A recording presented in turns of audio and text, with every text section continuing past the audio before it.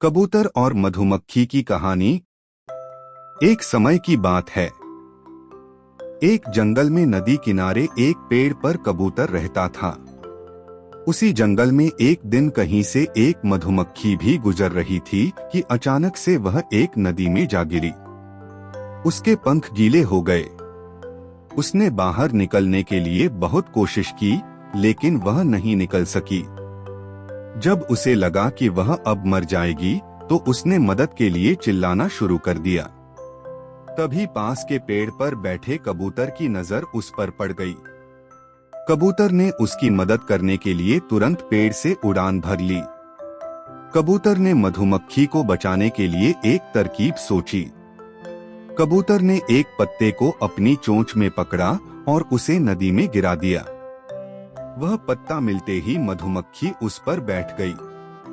थोड़ी ही देर में उसके पंख सूख चुके थे। अब वह उड़ने के लिए तैयार थी। उसने कबूतर को जान बचाने के लिए धन्यवाद बोला। उसके बाद मधुमक्खी वहां से उड़कर चली गई। इस बात को कई दिन बीत चुके थे। एक दिन वही कबूतर गहरी नींद में सो रहा था और तभी एक शिकारी उस पर बंदूक से निशाना लगा रहा था।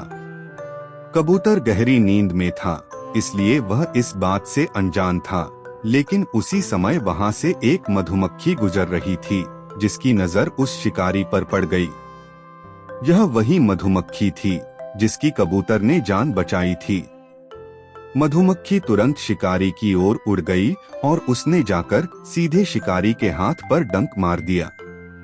मधुमक्खी के काटते ही शिकारी तेजी से चिल्ला पड़ा। उसके हाथ से बंदूक दूर जाकर गिरी। शिकारी के चिल्लाने की आवाज सुनकर कबूतर की नींद खुल गई थी। वह मधुमक्खी के कारण सुरक्षित बच गया था। कबूतर सारा माजरा समझ गया था। उसने मधुमक्खी को जान बचाने के लिए धन्यवाद बोला और दोनों जंगल की ओर उड़ गए। कहानी से सीख।